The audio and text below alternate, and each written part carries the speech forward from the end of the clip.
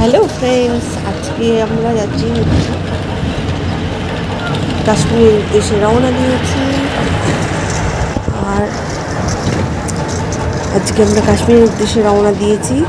তো জম্মু থেকে আমরা ট্রেন থেকে নেমে গেছি জম্মুতে। জম্মু থেকে ট্রেন থেকে নেমে আমাদের বাস দাঁড়িয়েছিল।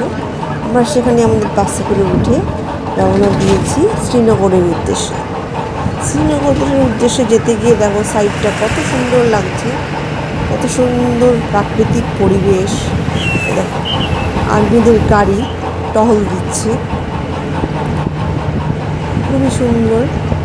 আর খুবই ক্লান্ত ছিলাম, কিন্তু তাও দেখতে দেখতে যাচ্ছিলাম, চারদিকটা জানালা দিয়ে দেখতে যাচ্ছিলাম।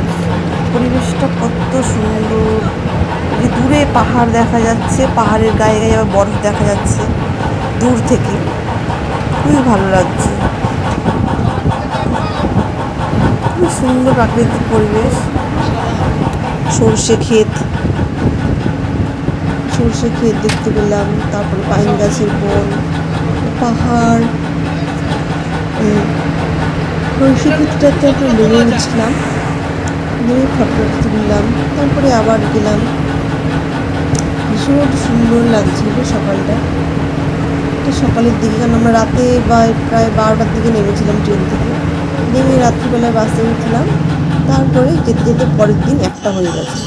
তার মধ্যেই আমরা একটু খাওয়া দাওয়া করলাম, নামে আগে হল্ট করলাম, চা বিস্কুট খাওয়া, টিফিন খাওয়া।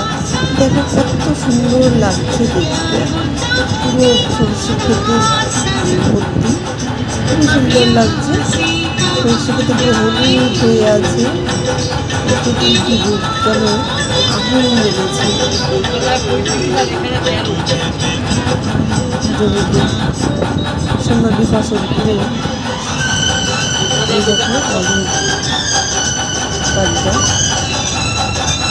আমরা সবাই বসে আছি, অপেক্ষা করছি কখন পৌঁছাবে শ্রীনগরে, কখন পৌঁছাবে।